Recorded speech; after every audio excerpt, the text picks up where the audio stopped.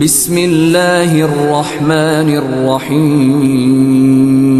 محترم ناظرین، السلام علیکم ورحمۃ اللہ وبرکاتہ۔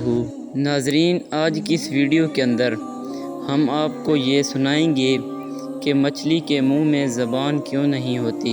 ناظرین، انسان جو کہ اشرف المخلوقات ہے، اللہ تعالیٰ نے اس کے منہ میں زبان پیدا کی ہے، اور تمام جانوروں کے منہ میں بھی اللہ تعالیٰ نے زبان پیدا کی ہے، لیکن مچھلی کے منہ میں اللہ تعالیٰ نے زبان نہیں پیدا کی۔ محترم ناظرین، اس کی بڑی وجہ یہ ہے کہ اللہ تعالیٰ نے تمام فرشتوں کو حضرت آدم علیہ السلام کو سجدہ کرنے کے لیے حکم دیا تھا، تو تمام فرشتوں نے حضرت آدم علیہ السلام کو سجدہ کیا، لیکن ابلیس نے حضرت آدم علیہ السلام کو سجدہ نہیں کیا، جس کی صورت میں ابلیس کو زمین پر پھینک دیا گیا۔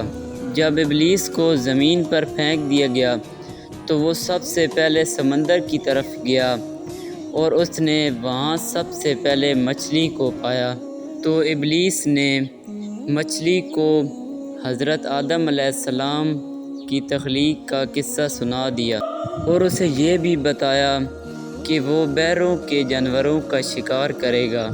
تو مچھلی نے حضرت آدم علیہ السلام کی تخلیق کا قصہ تمام دریائی جانوروں کو سنا دیا۔